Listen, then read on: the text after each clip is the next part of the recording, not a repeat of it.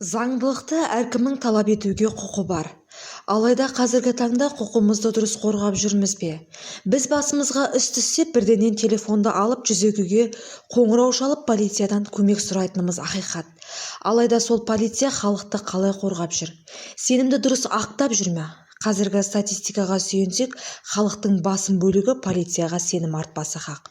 Бұған себеп полицияда жақсы іскер жандардың ісін, кейбір басшылар мен қызметкерлердің іс-әрекеті себеп болуда. Олай деуіміз, Түркістан қалалық полициясынан жазбаша түрде берген журналистік сұрақтарымызға жауап хат алу қиынның қиыны.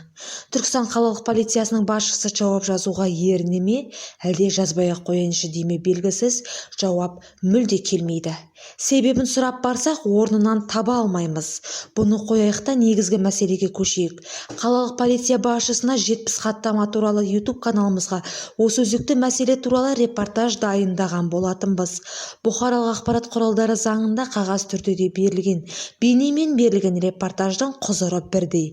Сонда да жазбаша жібердік. Жауап жоқ. Бір айдан аса уақыт өтті. Полиция қызметкерінің оқиға орнындағы кесте сызбасы бойынша жалған құжат жасау фактісімен сот сараптамасының қорытындысы редакциямызға келіп түсті. Бұл өзекті мәселені тағы да сол қалалық полиция басшысына хатпен шықтық. Жауап жоқ. Неге? Қылмысты жасыру ма, әлде көргісі келмеу ме? Түсіне алмадық. Бұдан бөлек карантин уақытысында заңсыз салынған кәсіпкерлік нысанының заңсыз жұмыс істеу мәселесімен бірнеше рет тұрғындардың 102 нөміріне қоңырау шалуы және де учаскелік полицияға қоңырау шалуы. Алайда бұдан да нәтиже жоқ. Заңды шара толық негізде көрілмеуі тұрғындардың ашуын шығаруда.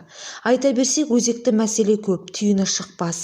Жақсында айта кетсек, жақсы адамды айта келсек, Түркістан облыстық полиция басшысы Қайрат Дәлбеков мырза өте іскер жан екені жасырын емес.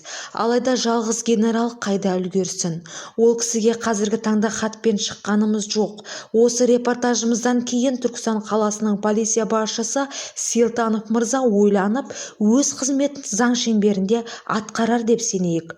Түркістан облысы полиция департаментінің баспасөз бөлімінің басшысы Салтанат Қаракөзованың Facebook парақшасындағы мына ғажап Абай атамыздың сөзімен: «Сағаттың шықылдағы емес ермек, хамиша өмір өтпек, ол білдірмек. Бір минут бір кісінің өміріне ұқсас. Өтті өлді тағдыр жоқ, қайта келмек» дегендей, осындай саналы тұлғалар Қайрат Дәлбеков мырза мен Салтанат Қаракөзова ханымдай Абай атамыздың сөздерімен тәрбиеленіп жатқан кезде қалалық полиция басшысы Селтанов мырза өзі басқарып отырған органның ішінде орын алып жатқан заңсыздықты түп тамырымен жояр деген сеніммен сөзімізді аяқтаймыз.